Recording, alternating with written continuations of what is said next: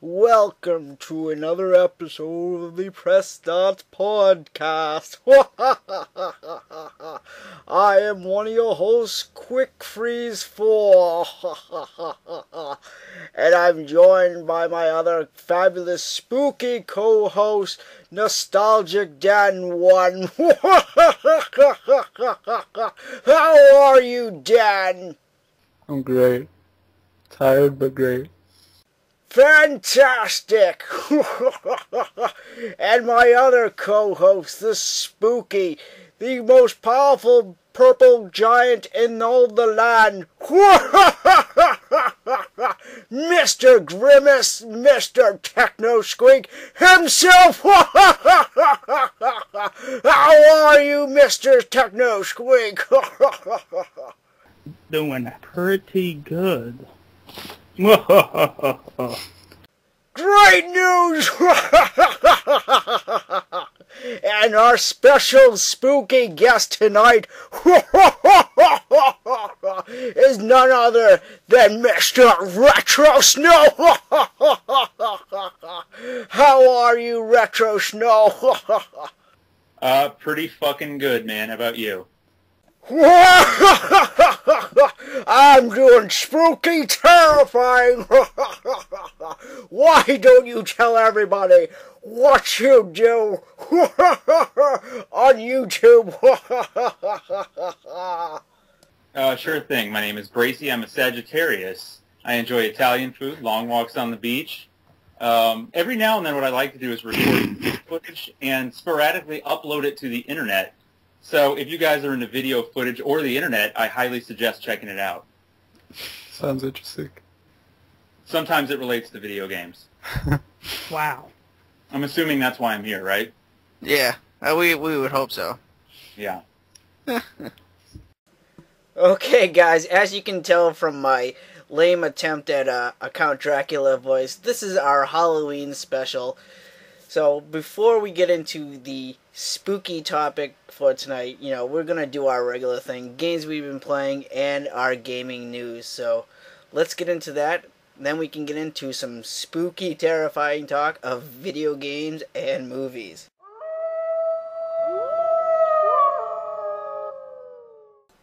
So let's start with our guest, Mr. Retrosnow. What have you been playing? You've been playing recently. Let's see. Dark Souls, obviously, and maintaining just, well, that's really all I'm doing in it. Not really making much progress, just maintaining and getting furious at it once about every 5 minutes.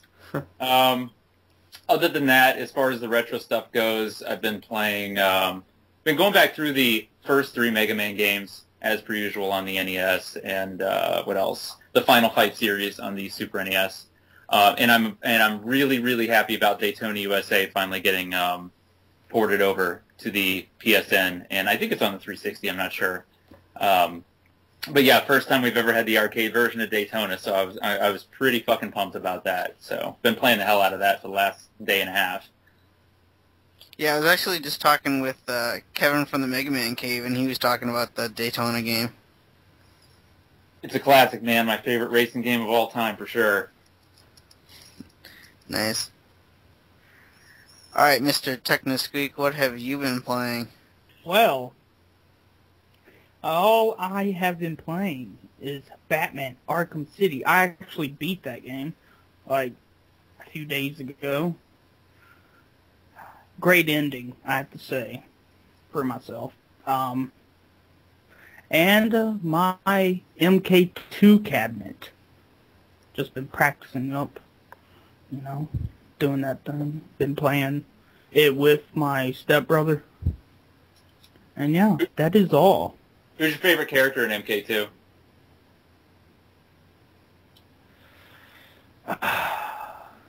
It's gotta be Sub-Zero. I'm liking Johnny Cage, though, a lot more. I was going to say, because Sub-Zero is a pretty mainstream response there, Derek. It's like, who's your favorite Mortal Kombat characters? I don't know, man. I'm sorry, okay? Yeah, Johnny Cage was awesome in MK2. I got to approve of that. It's all about Reptile, though. Yeah, Reptile was awesome, man. I Okay. like Reptile. Shit. All right, Dan. What have you been playing? Let's see. Well, I live streamed some Burnout 3 Takedown, just like casually for a couple hours because I love that game. It's one of my favorite PS2 racers. And I also played some. Actually, I put a lot more time into Atelier Totori, The Adventure of Arlen. I played that for at least like 6 hours straight, and I just really love this game. It's like the first NIS title that's really like hooked me. It's just really interesting going around, and you get a nice sense of exploration, going to all these different places, gathering new items, having to fight like bosses. And I played some more Art in Elga 2 on the PS2. That's an interesting game. It's good from what I played so far. I'm liking Art in Elga 2. It's a really niche game. It's really bizarre at times, but I'm enjoying that.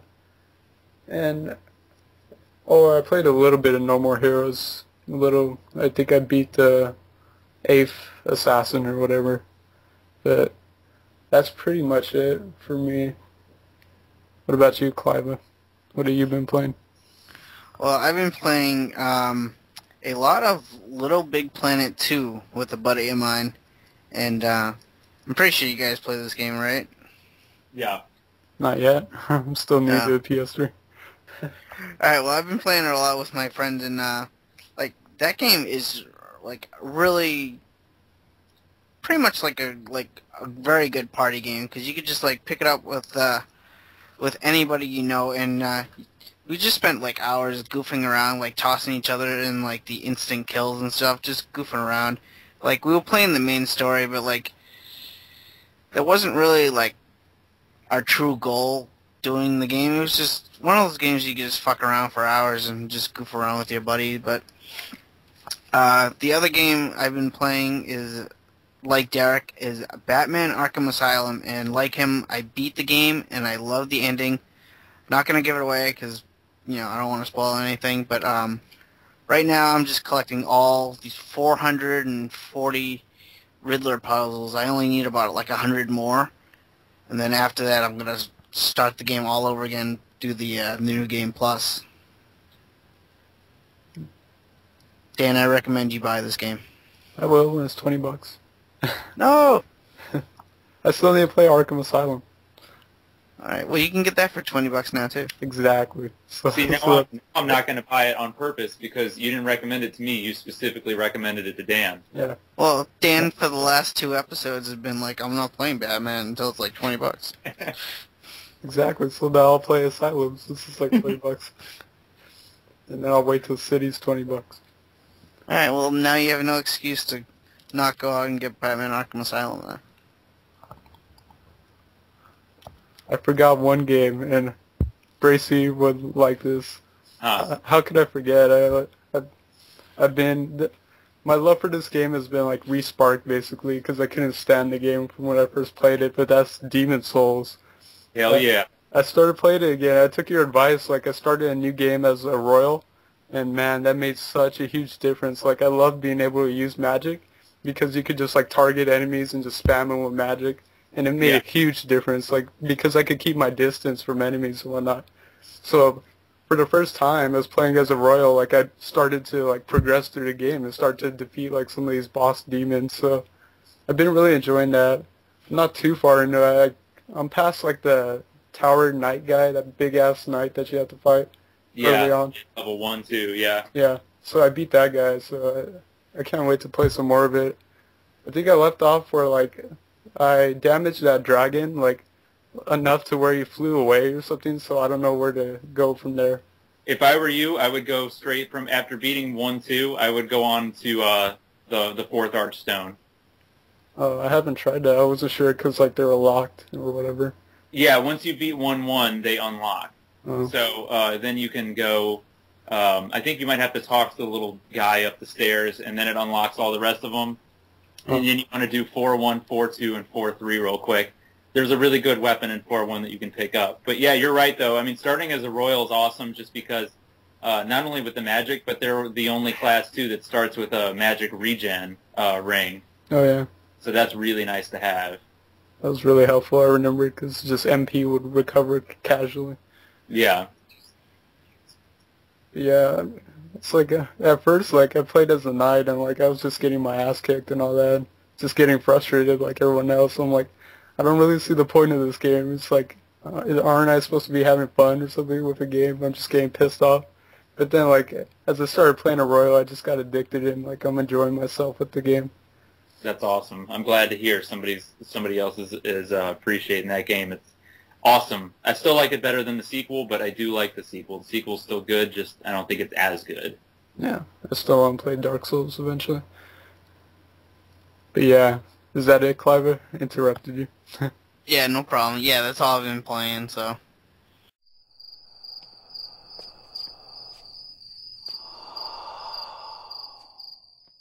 So why don't we get into gaming news? Okay, so our first piece of news comes from Kotaku, and it ties into another piece of news I have. But that is Sony's offering a chance to play the PlayStation Vita early by offering this, what they're calling a first edition bundle. This is really interesting. I've never like seen a game company do this, but in the US, the bundle includes a PS Vita 3G plus Wi-Fi model, a limited edition case, 4 GB PS Vita memory card, which is I'll talk about in another news story, and the game Little Deviants for $350. Now, and then the biggest thing is you actually get it a week earlier, so like if you buy the first edition, it gets released on February 15th, whereas the regular Vitas just get released on the 22nd. So you can have it a week early. Like, I don't know if that's gonna make a huge difference or whatever, but the interesting thing is, like, $350 sounds really pricey, but actually, that might be like one of the cheapest routes to take because another piece of news, PS Vita memory card looks like it will be a necessity.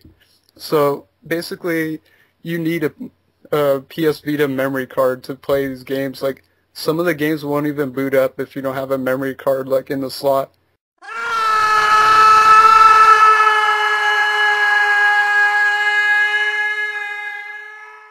And the memory cards are pretty expensive. Like the cheapest one, the smallest one is a 4 GB one, which costs $30, or you can go for a massive 32 GB, which costs like roughly $100. So all of a sudden, that Nintendo 3DS isn't looking that pricey. Yeah, that's insane, man. I'd rather have my 3DS. Because think about it, like, if you're gonna buy the cheapest Vita, which is the 250 one, throw on $30 for the memory card, plus $40 probably for at least you want one game. That's roughly you're looking to spend at the minimum $320 at the store, not including tax. So it seems like you won't be able to get one for less than $300 basically. That's just insane. Yeah, like I'm just gonna. I'll wait on the launch lineup because like I'm really interested in some of the games, but like I want to see the launch lineup, and if there's nothing interesting, I'm just gonna hold off on it for a while. I was going to come up with an ass joke there about, yeah, but I'm not going to do it. They're getting ripped in your asshole by Sony.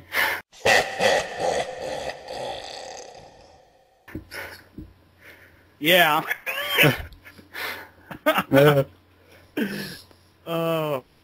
Yeah. It's horrible. It really what they're is. doing. It's like, God damn, 300 and something. It's really not that bad when you take into consideration. I mean, honestly, if you adjust with inflation and look at the technology, I mean, you get more for your money now than you ever did before. I mean, when I bought my Saturn, it was $399 back in '94. You know, that was $400 for a Saturn that came with a buggy copy of Virtua Fighter, and that was it. yeah, or So, cheaper than buying a Panasonic 3DO. which I also did at the time when it was $699. So I know all about that. Like, it's expensive, sure, but at the same time, you do get a lot for it. And I don't think people really take that into consideration as much as they should. They just like to whine about the sticker on the front of the box. I mean, if you don't want to pay for it, then don't pay for it. You know what I mean? Just don't buy it. You know what? I'm not buying a Vita. so the price point doesn't really matter to me. But it's not because I'm not interested in it. It's just because I've never really been into handhelds that much, nor do I really have the time to sit down with them. But I mean, I still think it's an incredible piece of hardware. It really is, and you know, easily, I think it's going to be night and day, obviously, over the capabilities of the 3DS. Yeah. So it may be cheaper, but I think, you know, also you get what you pay for. And, you know, when Nintendo did their big E3 presentation, you know, it was pretty much sequel, remake. And, you know, there's really not that much to be that excited about, aside from, I mean, for the Monster Hunter fans, there was Monster Hunter. But that's, you know, there's just very few and far between. I think you'll see more kind of left field kind of titles on the Vita in the first year.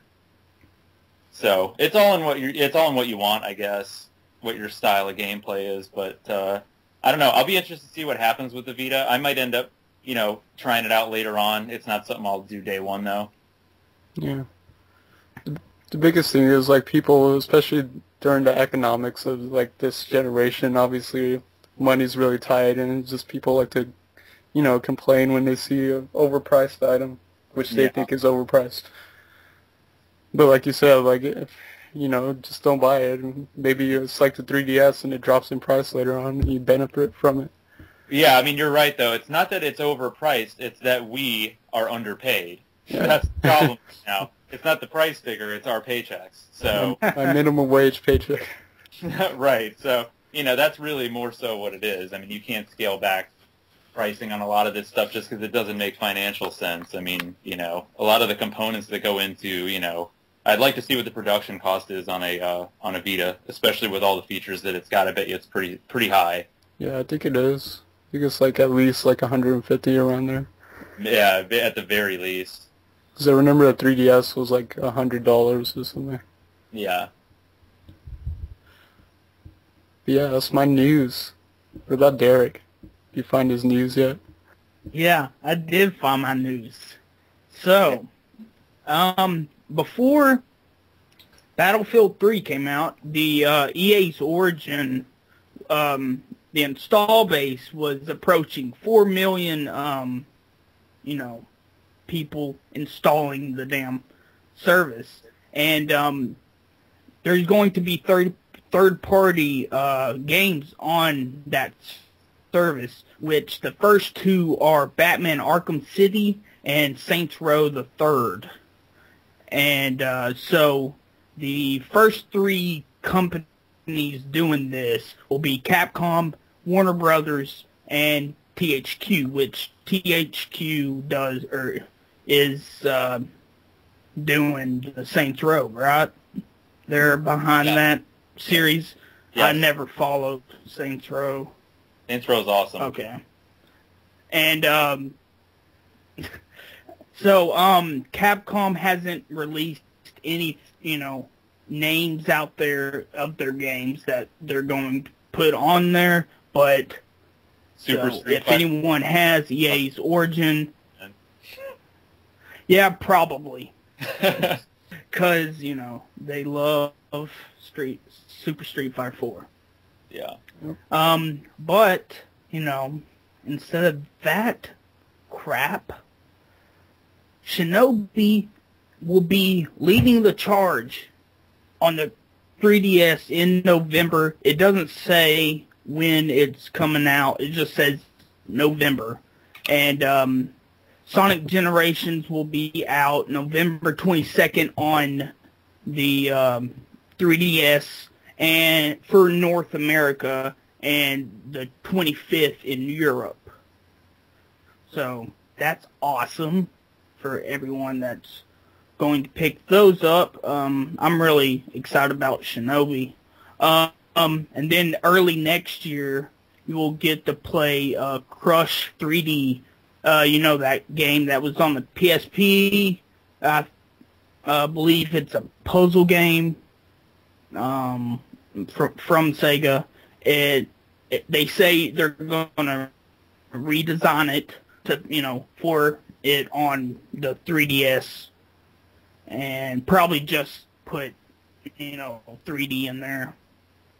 and it will be available January 10th in North America and the 13th, January 13th for Europe. And Mario and Sonic at London 2012 Olympic Games debuts February 10th and February 14th for North America and Europe.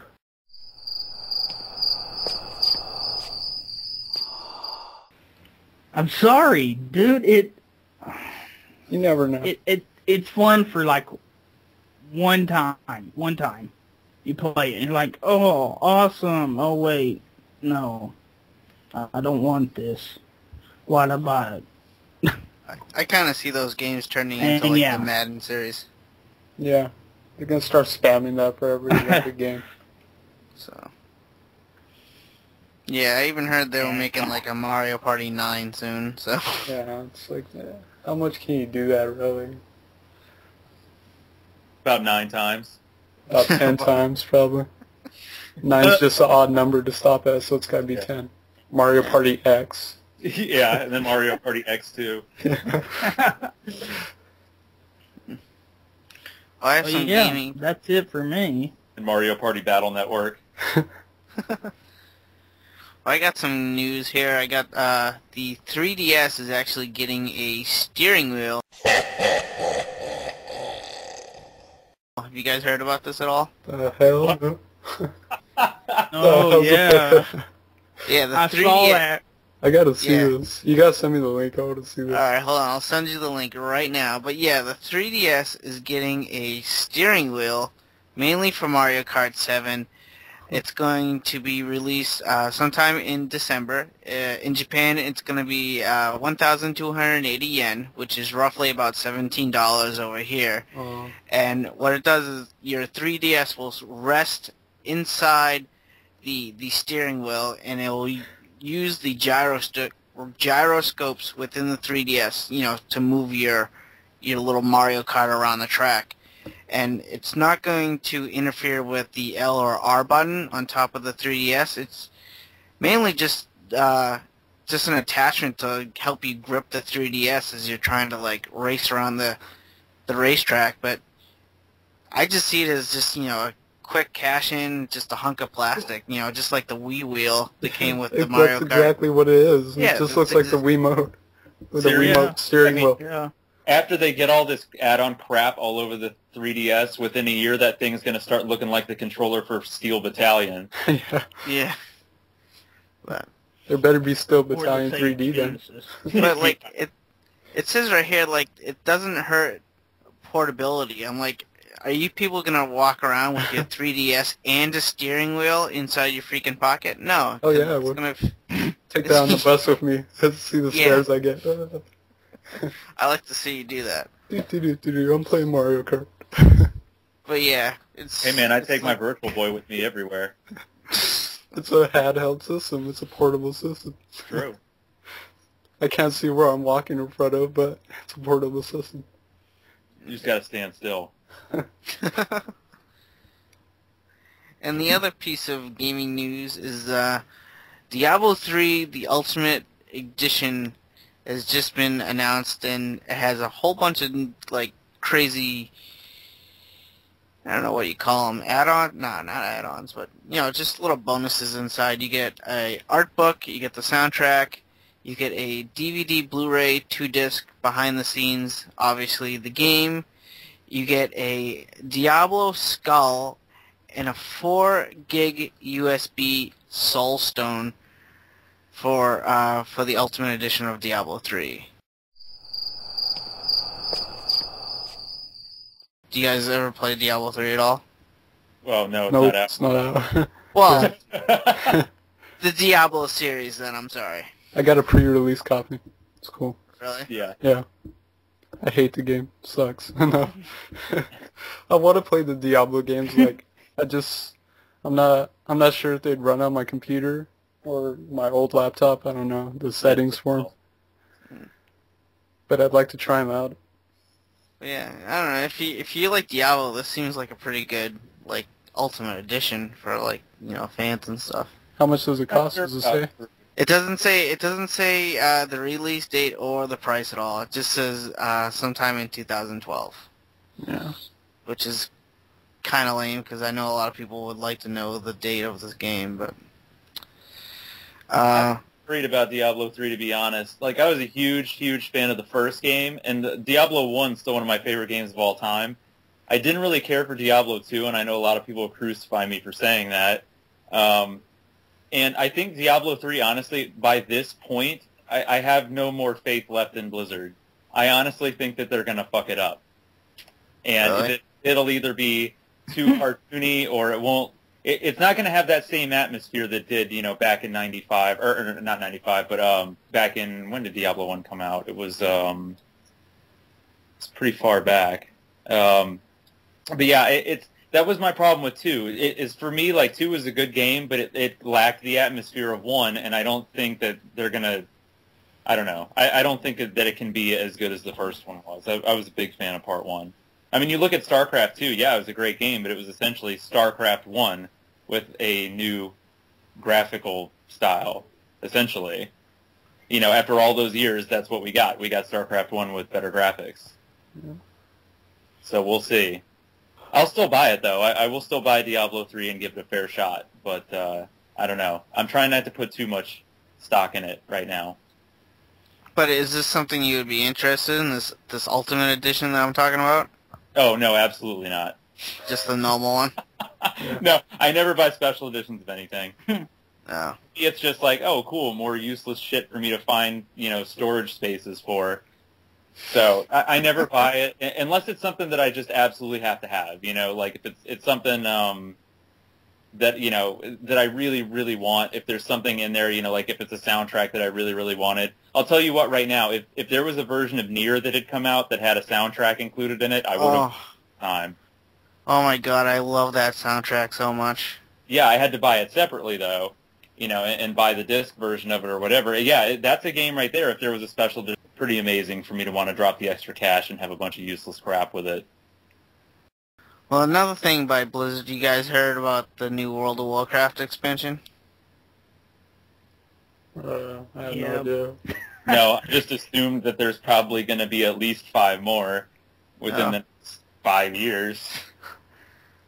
Well, they just announced this new expansion called the Mist of Pandaria, which raises the level cap up to 90 and introduces a new race and a new kind of like class. You get to play as the Pandarian race, which is basically like a whole bunch of like martial art pandas. That sounds thrilling. Yeah, like I don't know, this sounds a little cartoonish to me, but the new class is a monk, and the new race is it's like a neutral race, so you can either be Alliance or Horde with new talent systems, new pet battles. So I guess those useless pets that you kind of walk around with, they can actually fight for you now. This doesn't really seem all that impressive to me. Dude, I've heard people are bitching about this in the whole WoW, people playing WoW are bitching about this because what else do they have to do? Just because they're pandas. Pandas are awesome.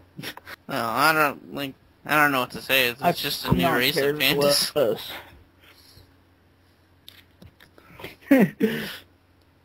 Personally, I'm a big fan of WoW. Not so much the game, but I'm glad it exists. Because for me, it's like a filter. Because now, if I meet somebody on the street and they look at me and, they're talking about gaming and they say, oh, yeah, gaming, I play WoW, I already know right then and there that I don't want to hang out with them anymore. Well, it's not a bad game. I used to play WoW. Watch how many subscribers I lose for that comment. Seriously. It's not a bad game. I used to play WoW. Not anymore, though. Well, I played EverQuest, the first one, and I tried to get into WoW. I did the beta for WoW. Even back then, there was just not much to it, and I know they've added a lot over the years, but the problem with WoW is not that it's a bad game, it's that the community is shit. And the people that play it are inconsiderate douchebags for the most part. And that's not everybody, of course. There are exceptions to every rule, but whenever I would go back and play, it was just the kind of idiots you run into. I mean, people that just, it's all chat spamming and just people acting like total morons. So, I don't know. I wish there was some sort of age filter on the servers. But, you know, it's like I said, it's really not the game's fault. It's that it's too big, I think, for its own good. I think that the size of the community actually detracts from the quality of the game. Well, you could say that for any like first-person shooter game, though, too. And so. I would say that about any first-person shooter game, Yeah. which is why I don't play them. Yeah. But before we get off this whole World of Warcraft thing, I just want to mention for people who do play the game like a lot, if you guys sign up for an annual WoW subscription, which is basically like a contract saying you're gonna play WoW for an entire year, they don't give you a discount. It's not extra charge. It's basically you pay for a full year. But yeah, if you do this, you get Diablo 3 for free. What? Yeah, if Really? you sign up for an annual Wait, WoW hey, subscription. hold on. What?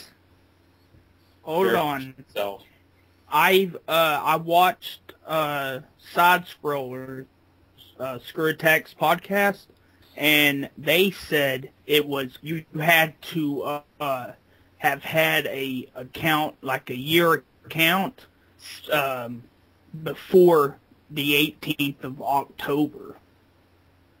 Yeah, which is basically like every WoW player that's playing right now. Yeah, mostly. So newsflash, you're getting a free copy of Diablo 3. Well, that's actually a pretty good deal then for WoW players. I don't know how good a deal that is. Just being that most WoW players are MMO players. A lot of them that play MMOs really seriously, or at least a lot of the ones that I know or have met in the past. That's really people that play a lot of MMOs. That's really their only genre. Like a lot of people that play MMOs don't play other games.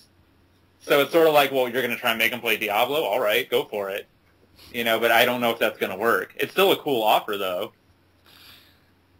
Well, yeah. It would make more sense to me if they were like, if you buy this special edition of Diablo 3, we'll give you 90 days of WoW for free. That would make more sense. Well, I just see it as like players of WoW are going to stay with Blizzard no matter what. If you're either going to play WoW or Diablo 3, you're going to stay with Blizzard. So what will end up happening is you're going to be paying for this annual subscription, then you get Diablo 3 for free. If you play Diablo 3, it doesn't matter. You still paid for your subscription for WoW. So any way you see it, you're still with Blizzard for an entire year. Yeah, that's true. So it doesn't matter which game you're playing. Yeah. So I'm wondering if it's going to be like a code-based thing. Yeah, it's not an actual disc. It's a digital download of Diablo 3. Which my guess is there we'll probably see people eBaying codes. Yeah. So, but that's it. That's all the gaming news I have. So That's interesting, though. At least they're trying to do something a little bit different. And that is a pretty good deal. We'll see if it works. like what is WoW still? It's still like $15 a month, right? I think so, yeah. Yeah, so 15 times 12 months, that's $180. Wow, you are way better at math than I am. So I don't know, like would even WoW players even pay $180 like all at like one time? I don't know. They'd have to ask their parents for a big advance on their allowance. Yeah. Oh, Making my Christmas present and birthday present. But that's the question right there is like, will people actually drop $180 all at one time? But I can tell you right now that as an ex-MMO player, I played the City games, City Heroes, Villains, EverQuest 1, EverQuest 2, even WoW. I've never bought an annual subscription. The most I've ever bought at one time was maybe 90 days. yeah, I'm with you too. I used to play City of Heroes, City of Villains, Champions Online, World of Warcraft, and I bought my subscription monthly. Like I bought 1 month at a time. Yeah, because a lot of the time, you'll play 1 month and you'll enjoy it, and then you'll realize that you're just not playing the next month, and then sometimes you want to go back to it. And it's like, I don't want to pay for a huge chunk of time because I may very well not use a ton of it, Yeah, because if you buy like the one time I bought like one of those cards at like GameStop, which is like $30. Well, that's 2 months for Champions Online. And to tell you the truth, I played the game for 3 weeks and I got bored of it. Yep. So also I was like, okay, well I'll just let the month and 1 week run out because right now I don't care about it. Exactly. So you got to be like truly dedicated to take full effect of this offer. But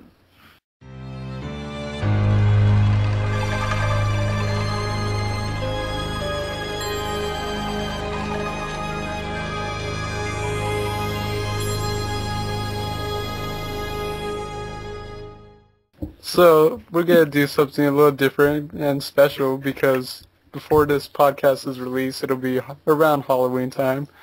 So we decided to talk about some of our favorites, like Halloween or just like scary games and horror movies.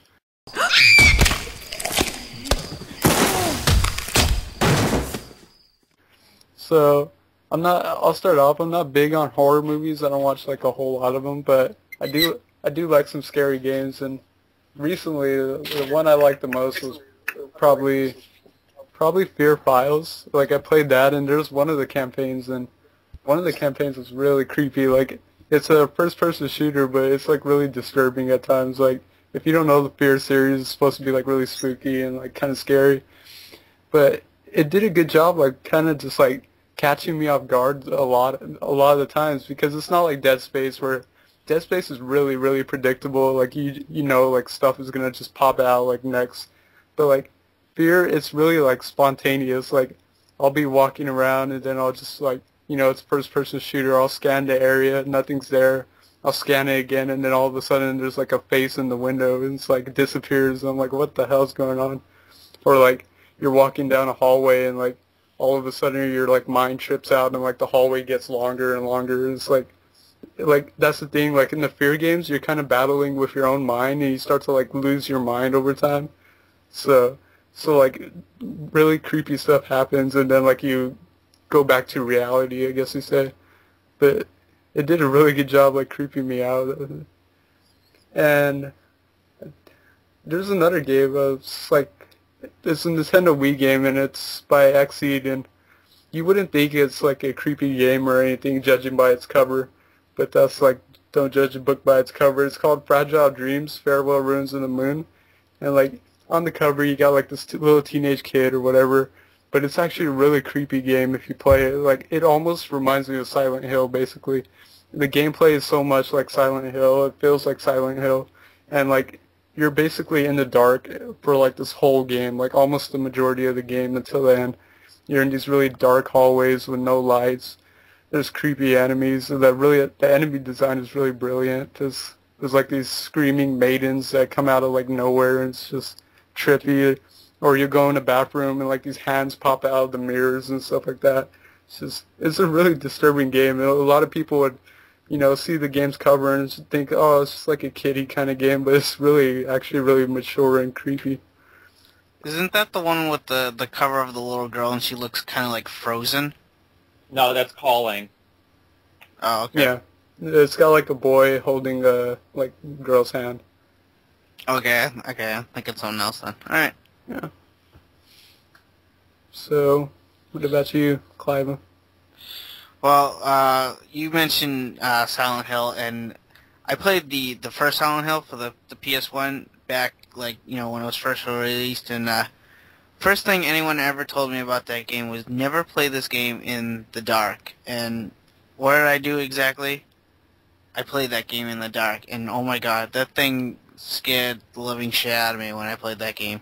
Like, I remember this one scene, where you're in like kind of like this like the locker room of the school, and one of the lockers would just like rattle and stuff. So you would go over and you would think something would jump out. You check and it's like, oh, it's locked. So I'm like, okay. And you would like just turn around to leave, and then all of a sudden this random like cat would just like jump out of this locker that wasn't even like moving at all. And I jumped so high jumped so hard playing that game. Like, I don't know, if you guys ever played the Silent Hill games, or Yeah. do you find them scary at all? I kind of do, not as much. No, not like now, but like back in the day, they were like really Yeah, scary. back in the day, especially if you're playing like at night or whatever. Yeah. But how about you, Techno? What scary game do you have? Oh man. Well, I have to say, Dan, I love Fear 1. Yeah, I got so scared at that game when I first played it. Oh man, that little girl, oh my god, yeah. not cool That was crazy, at like, all. in once in, like, Fear Files, like, there's a campaign, and, like, you see that girl, like, she's in the middle of the room, and, like, the room just starts going, like, crazy, and, like, I walked in front of her, like, to, like, try and, like, see her face, because, like, it's her back, like, she has her back towards you. I walked in front of her to see her face, I died instantly, and I was Yeah. like, what the hell, like, are you serious? I died just by looking at her? So I was like, that's a creepy game. Those Fear games are just really something else. Not so much the third one, the newest one, but like Fear 1, 2, Files, those are really good. Yeah. What else? Like I was playing in the dark, and I was playing on PC.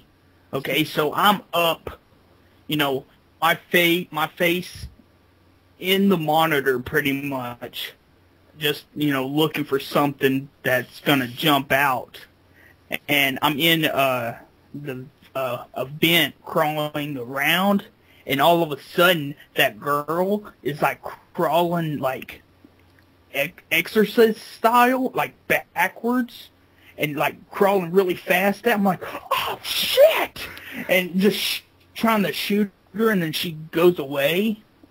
It creeped me out.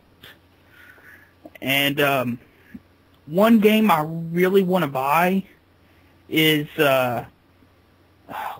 Eternal Darkness on the GameCube. Yeah. Oh, I've heard about this game. I've heard so many great things about that game. Have you guys ever played it? No, I want it. No, I've never played it, but I want it. Like it, I've seen like game reviews of it and stuff where it like, like your head falls off randomly, and like it, kind of turns off your, like, says your memory card's erased or something, kind of like what Mantis does in Metal Gear Solid 1. Mm. And one funny thing happened. I am a real big fan of the Condemned series on 360 from Sega. Oh yeah, I want to play this. And Condemned 1 was a launch title, and that was one of the games I got when I got my 360. And I finished it, I loved it, and my friend comes over the next day, and he's like, hey, I want to play your 360. I'm like, here, play this game. And something scared him. It's like at the first, too. Something scared him, and he jumps up. He kicks himself in the nuts. And I start just laughing my ass off. It was the best thing I've ever saw in my entire life.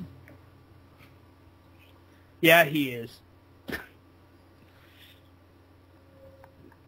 And I was playing it, and another friend was over, and he had a pillow he was going to throw at me to scare me or something, and something jumped out, and like it scared him instead, and he threw it, and hit something of my mother's, like a glass like thing where he put flowers in or something, and it tipped over and broke, and he's like, oh fuck. And then she comes home and is like, hey, you guys want pizza? And she didn't care about the thing, so we got pizza out of it, so that's all cool. That was the weirdest story. But yeah, that, dude, I'm weird. I enjoyed it. I'm not going to say that I didn't. I'm just saying it was a bizarre story. I'm weird. But for me, for Halloween, there are usually a handful of games. I'll play at least one of them every year. Splatterhouse 1, of course, the very first on the PC Engine. Silent Hill 2, which is probably one of my favorite games of all time. And I agree with what Dan was saying. It's not so much that it's scary anymore, but Silent Hill's always been more so about psychological scares than jump scares. And funny thing about Silent Hill 1, actually, when Quick Freeze was bringing it up, I had kind of the same thing with Silent Hill. I didn't really know much about it either. And the funny thing was, nobody even told me not to play it in the dark. I got it right when it came out, and this is the funny thing. My mom comes home. This is, I was when it came out, probably I was a teenager. She comes home from the store, and she had picked me up a game, and she said, "Hey, the guy at the store said this was really good, so give it a shot." I hadn't heard of it, right? So I just sit down and start playing it like any normal game, and it scared the ever-loving shit out of me. I was not prepared at all, but after I played it, I was like, this was, this game was so ahead of its time. When I played it, I was just amazed by it. Just the atmosphere of it was incredible. What else? So Splatterhouse, there's Silent Hill. I'll play at least one of the Silent Hills. Of course, there'll be Castlevania, whether it's Dracula X or Bloodlines. Those are my two favorite ones. And Monster Party. Of course, Monster Party. I fucking love that game, and I'll play that every year.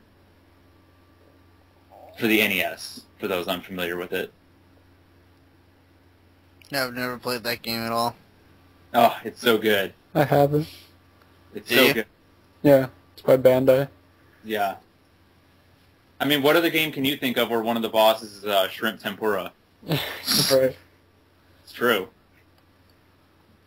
It's a great game. It's really and you know what's funny about that game, Dan, that kind of like blew me away is that it was a US only release. Play it, and it has a lot of like kind of Japanese references and whatever, that it would be, a popular Japanese game. It never got a release over there. They only had a prototype version and it never came out. So yeah, it's a US exclusive. It's pretty odd. Yeah. And they got away with because that was back in the day, Nintendo was really strict on seal of quality. And one of the levels was all this skulls and blood and all that. It's man, they were able to get away with it here. Yeah, they really kind of got away with a lot with Monster Party for being as early as it was. But I think it was because it had such a sense of humor, and I think that's why a lot of it, was kind of let go, and they didn't really care about it too much. But yeah, it's a great game. It's really underrated, too. It's always amazing me how many people have never heard of it. But everybody that's played it since then, most everybody come to me and say, "Oh, man, that was a great game. I'm definitely glad I picked that up." And it really is. It's totally unique. You guys ever play Haunted House for the Atari 2600? Oh, yeah. I remember that. This game was so cool. It was one of the earliest survival horror games, and all you really did is you played as a pair of eyes, and you just went around this mansion. You had to find 3 different pieces of an urn while dodging bats and tarantulas and stuff. But you played it, Retro? Yeah, long time ago. Yeah, it was a game. I thought it was funny. So, not exactly a scary game, but I could see it's kind of funny. Even atmospherically, it's real dark and it's real kind of quiet, and I definitely respect what they tried to do with it for having such limited resources. It was kind of a cool game. Yeah, well, it's not a scary game for us, but you gotta imagine back when the Atari was out, but probably was like you said, it was pretty scary for those people. Oh, for sure. Yeah, back when you had to have an imagination. Yeah. Now we don't have to anymore. Mm-hmm. Yeah. But they just actually released that game for the Wii and the Xbox Live Marketplace. Did they really? Yeah, it's new revamped graphics and stuff like that. I haven't checked it out, but I was just surfing around. I'm like, oh, it's interesting. Sweet. I know. So But I wanted the 2600 port. Yeah. You know Yeah, what? actually, You know what game I have everyone that card. should be playing this year for Halloween? Everyone. Yeah, And that should be Daytona USA. yeah, it's really scary. Man, Absolutely. racing like at 100 miles an hour, that's scary as hell. It is. Frightening. I love Daytona. I mean, I'm fortunate to have like a cool arcade around here, like Castles and Coasters and Golfland, and they have like tons of Daytona USA arcades. So it's really fun playing those in the arcade. You guys should do an entire Daytona USA dedicated episode of the podcast. Let's talk about Daytona. I'm not really into those races, man. As soon as you play Aw. soundtrack to Daytona, you'll be into it. Soundtrack's the best part of the game. Really? Oh, for sure. Yeah, some of the best English you'll ever hear. English. English. Wonderful. Daytona. Yeah, Dirk, if you would have bought a Daytona cabinet, I would have freaked the hell out. This is next one. Dude, that'd be so awesome. It really would. I want a damn Daytona USA 2. I like the first one a lot better than the second one. The second one just didn't feel like the first one. I at never all. played the second one. It's not that good. It's all right. It plays more like San Francisco Rush and Burnout than Daytona. It's okay though. Maybe if we're lucky, since we just got the first ever arcade port of the first one, maybe we'll get lucky if this one won't get the second one. I'm gonna say no on that because it never got ported to any system. Yep. We totally got out of the whole Halloween talk. That's what happens when you start talking about Daytona. That's fine. Daytona does legitimately scare me, though. I mean, rounding that turn in the beginner track with the mountain, trying to drift your way through it, it's terrifying. Alright, well, what about movies? What's your favorite, like, scary movies you guys seen? Oh wow, that's a big, broad question. I'm a big horror film buff anyway. Yeah, me too. I don't know. That's a tough call. As far as just frightening films go, Henry Portrait of a Serial Killer is always a really, really good one. If you like psychological horror, if you like gory horror, you know, there's always Brain Dead / Dead Alive, and of course, like I love the Return of the Living Dead series, minus the new one because that one sucks. Anything trauma related is always good for me. Toxic Avenger, Class Nukem High, Romeo and Juliet. I don't know. And I love the Friday the 13th series for the most part. 1 and 4 really are my favorites, but I don't know. There's so many of them. There's so many great horror films and I love Japanese horror too. Absolutely. A lot of like Takashi Miike stuff, and the Japanese are really good at doing horror. I'll give them that for the most part. So They're really good at gore. Yeah.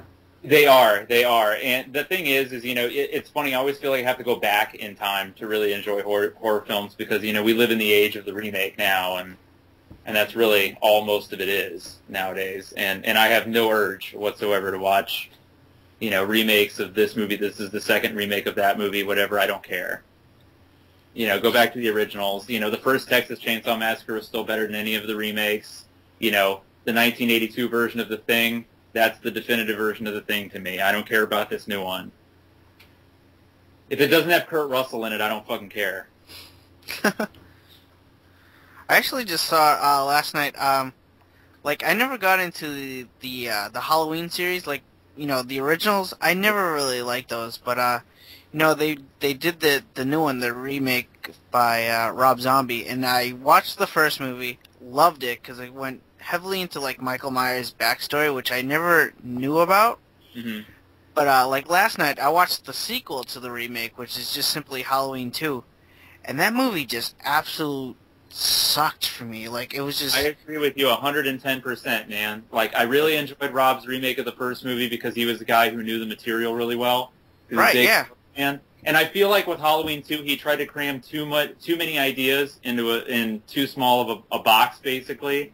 and it feels like when you watch the movie, it feels like it's out of order and that it's chopped up. And yeah, exactly. It just goes on too long. It's not interesting enough.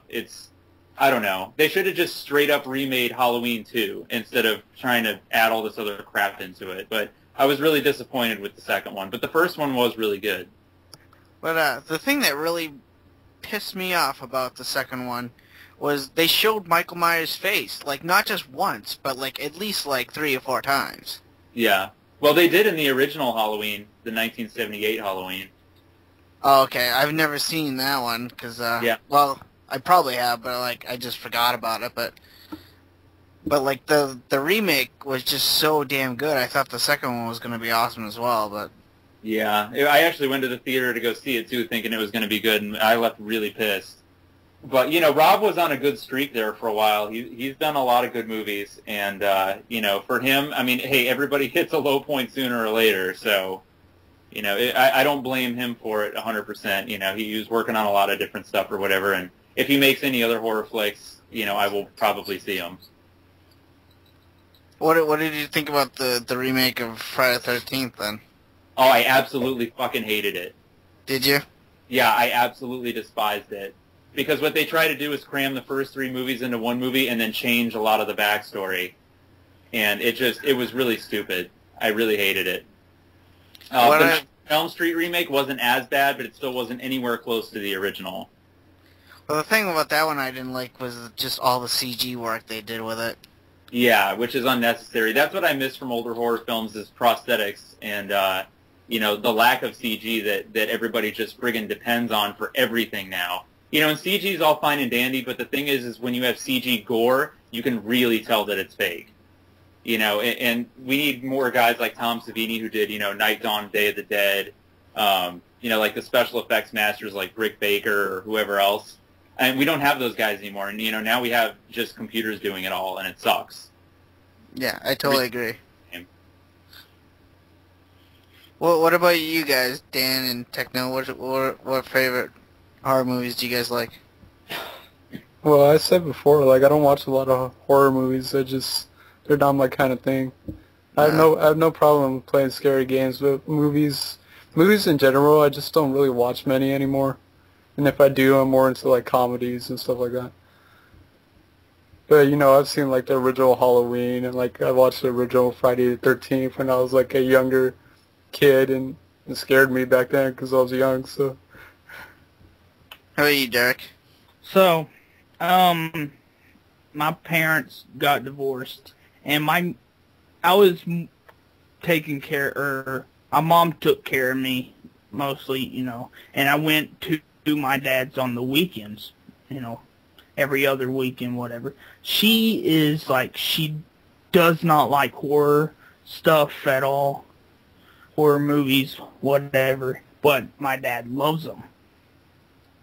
And so, you know, I didn't watch many horror movies. But whenever I went to my dad's house, usually he would have a horror movie, or sometimes he... And I remember one time, he lived in Jonesboro, Arkansas, and we went there one weekend, me and my brother, and we had cheese dip, and we were going to watch... I don't remember which one, but a Friday 13th movie.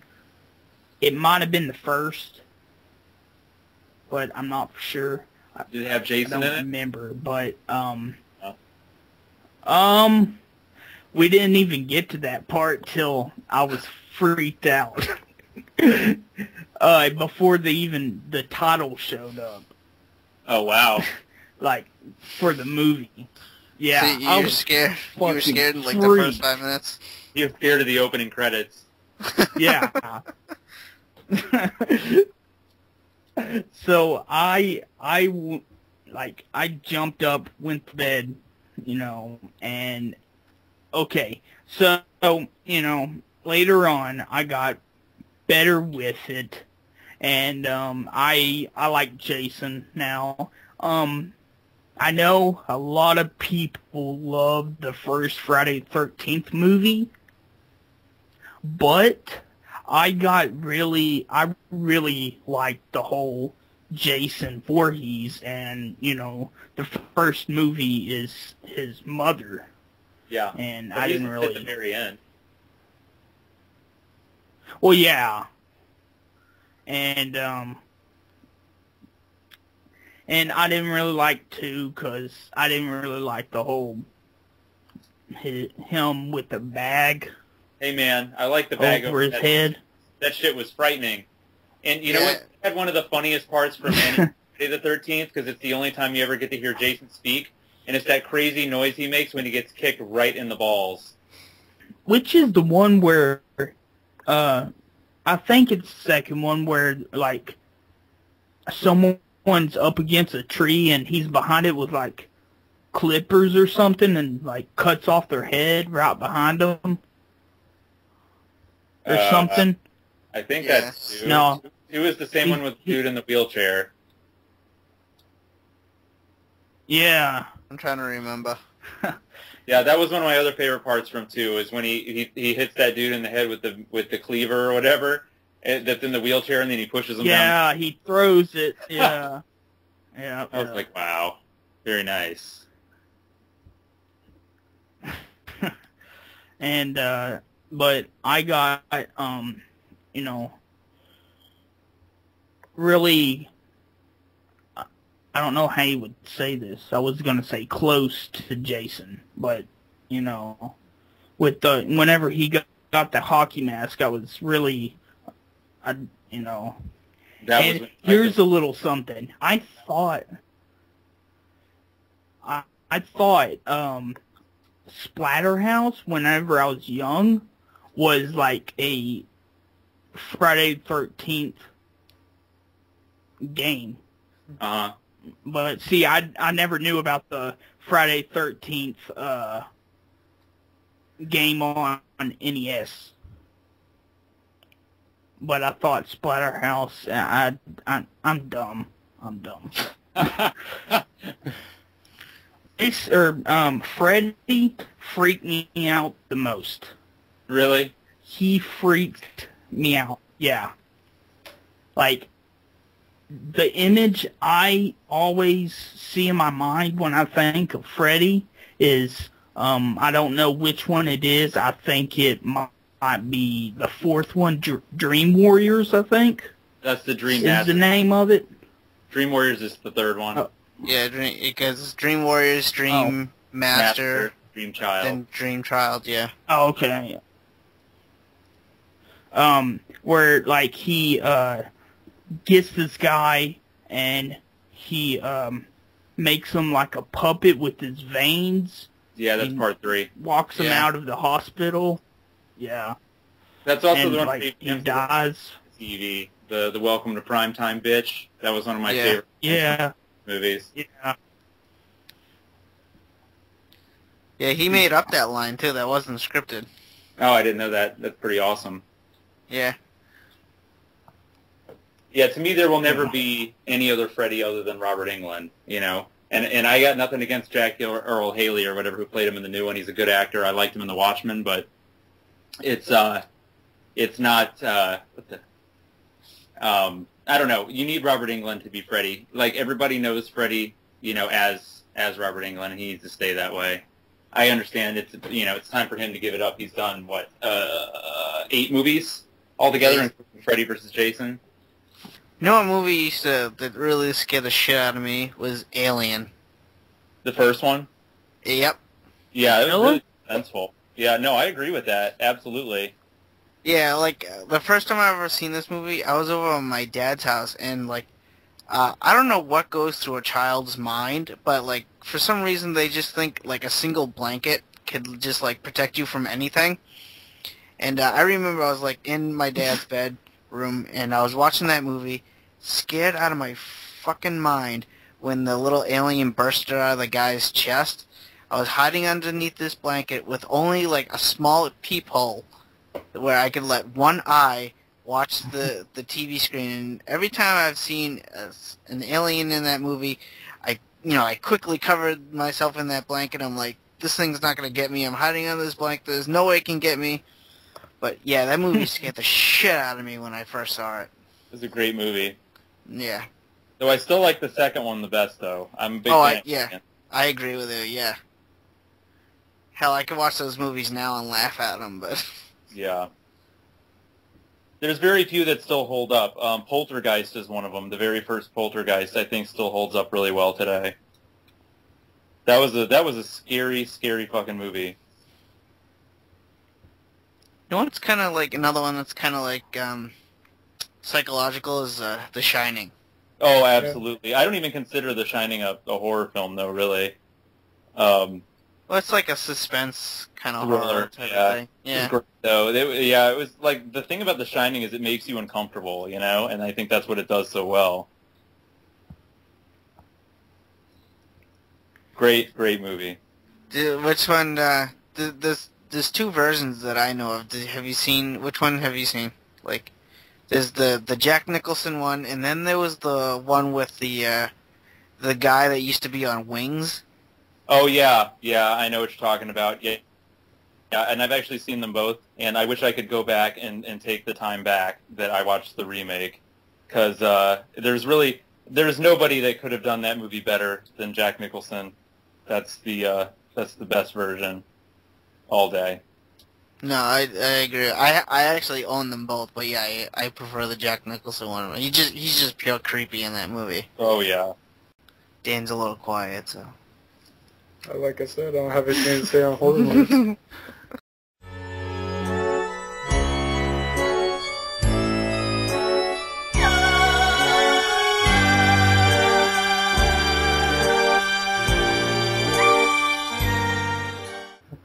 And it's that time of the podcast where we like to give a shout out to a fellow YouTuber.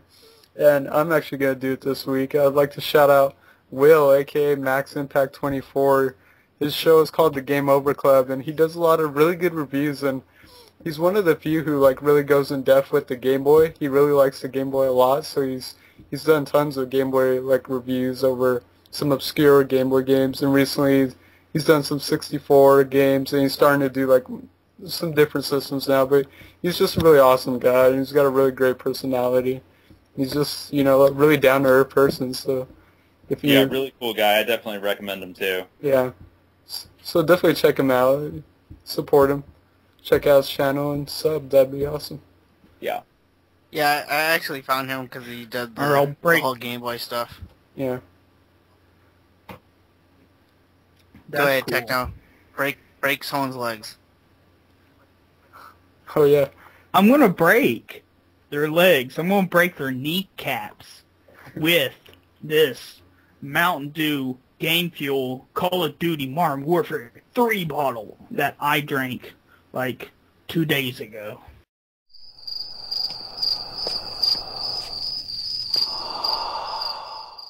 Right.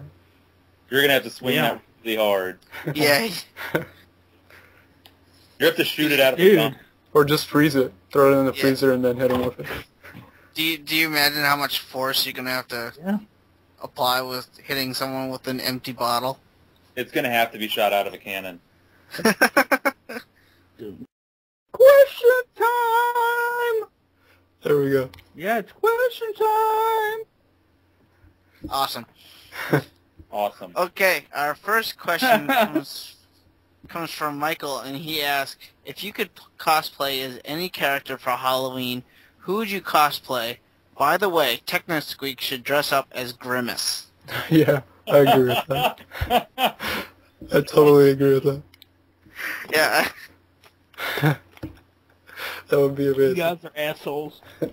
Dude, don't call us assholes. Call this Michael an asshole. He's the one that asked the question. He did. Yeah, so it's not us that are the assholes. But for my answer for this question, I would have to say I either want to dress up as Jason Voorhees or the Green Power Ranger, the original Watami. It's a weird parallel. Yeah, well, they both work in somewhat. How about you, Dan?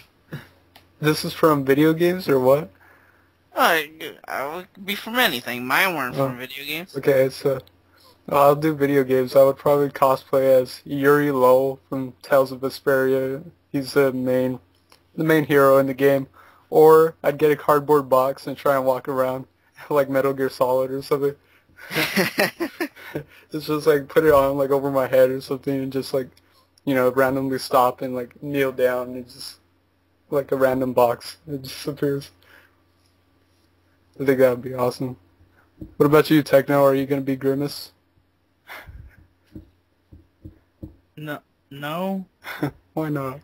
I was wanting to shave my head and be Robotnik, but I can't find the clothes to do it. I could see you as Robotnik. Yeah. Is that a fat joke? No, I know you like Sonic. So, you I don't see you as Sonic, I see you as Robotnik. So, know what's funny? what? My mother, long ass time ago, asked me what I wanted to be when I grew up, and I said Sonic the Hedgehog. It'll happen one day. It'll happen. You can still do it. It will happen. How about you, Retrosnow? What would you dress up for Halloween? Let's see. I don't know. Video game wise, I think I'll go with Vanille from Final Fantasy 13. Nice. Oh yeah, it's hot. Yeah, I think it would look good. Yeah. Actually, no, I don't know. I've always wanted to do Rick from Splatterhouse. I've always wanted to do the guy from Yakuza 3 and 4, main character. That would always be fun too. That way you get to wear a real pimp-ass suit and some gaiters. I don't know. There's a whole lot to go with it. Actually, what I was thinking about doing this Halloween was outside of video games. I was thinking about doing Walt from Breaking Bad. I don't know if any of you guys watch that show. Because all I need to do is get a pair of tighty whities and a bag of rock candy. Oh yeah. And that's it. This whole costume. What kind of show is that? It's about a chemistry teacher who cooks and sells crystal meth. Oh, okay. It's fantastic. It's on Netflix right now if you've got Netflix. Yeah, I do. Yeah, definitely watch it. It's fantastic. I got some. Okay. They're really random though. I asked fine. on Facebook, and the first one comes from this weird guy. I have no fucking idea who he is. His name is Cliva, and he asks, "Why is TechnoSqueek so awesome?" So why is TechnoSqueek so awesome? I think Derek should answer that. Because He looks like Grimace? Yeah. I would tell you. That's my answer. That No, ties into the next question. I am not purple. The Get next him the question. right I light, think and you he'll look just like Grimace. Grimace. Oh my god. But the next question is, why is Grimace so awesome from Mikey's Monarch? Because he's Mr. TechnoSqueeze. Bam. Done. Question answered. Let's hear the next one. We damn it. No further debate. Done and done. This next question comes from the always new Jeff Play Liz. Hell yeah. And What's he asked a question that might piss you off, Techno, and that is, does my Arkham City standee piss off Techno? If so, how much? What if I told you I don't have the game and I have little to no interest in getting it? Ready for a dirty question? Well, too bad. I currently don't have one. So how much are you pissed off about Jeff's Arkham City standee that he got for free and doesn't even want the game? You should see my face right now. I bet you he's grimacing. He's good. Fuck you. Badooch. Fuck, Look at this fuck guy. you, Play Alive. Play it. Yeah, I called you Play Alive, you little bitch. You can see a picture of it on Facebook too. I think he had a picture of it. Yeah, he does. I've seen it. I think that Jeff is great because now, thanks to Jeff, we have a guy within the YouTube gaming community that is now known for being naked. Yep. And without Jeff, we wouldn't have that. We wouldn't have a naked YouTuber in the gaming community. It's going to be a trendsetter for new naked YouTubers. For sure. I've been thinking about doing some naked reviews. Nick. I'll do it too. It's just you'll never see me. I'll just say, "Oh yeah, I'm naked right now." Just reviewing the game. Dude, I'm naked right now. Always. Damn, that is so hot. I know. I'm just picturing. I'm picturing Derek naked Robotnik. I'm picturing Derek like painted, like completely naked, painted from head to toe in purple, like sitting there drinking his Game Fuel, playing Mortal Kombat. God damn it! That's the mental image I got right now. Eating a Big Mac. Yeah. Playing MK2 against the Hamburglar. What? I hate Big Macs. Or Mayor McCheese. I fucking hate Big Macs. God. Oh. Those are the questions. Okay. That was excellent. That was the best segment of the podcast. You just cut it right there, and that's the whole thing. No, but if you guys have any questions for any future episodes, you can email us at pressstartpod@gmail.com, or if you guys are watching this on YouTube, you can just leave a comment below, and we will answer them next week, and TechnoSqueek will be purple and naked. Yep. Awesome. Can't wait. Okay, guys, so that is episode 9 of the Press Start podcast. We did a little Halloween talk, and before we go, I just like to thank Retrosnow for joining us today. Why don't you tell everyone where they can find you and all that wonderful jazz? Sure thing. Well, you guys can find me on YouTube. Just search for Retrosnow. You should see all of them pop up. I do put the Retrosnow title in each of the reviews, so it shouldn't be too hard to find. But before we go, I'd also like to thank you guys for having me on the podcast. It was a lot of fun. Hope we can definitely do it again sometime, especially if we do end up doing that dedicated Daytona USA episode. Just think about it. Just think about it. So I definitely I want to take the time to thank Nostalgic Dan 1 and Quick Freeze 4. I don't really need to thank Derek. So no, I'm just kidding. But thank you, Derek. Ass. Actually, you know what, Derek? I'd like to thank Derek the most out of anybody here for having me on. Well, no, that's not true either. I'll thank all of you equally. So yeah, definitely thanks for having me on. I appreciate it. And I look forward to doing it again sometime. Yeah. So, thanks for being on. Not a problem. And where can our listeners find asshole. you, Mr. TechnoSqueek, who's calling people an asshole? Well, they can find me on YouTube. MrTechnoSqueek. I almost forgot that. Remember the 2 E's. You should already know how to spell it by now.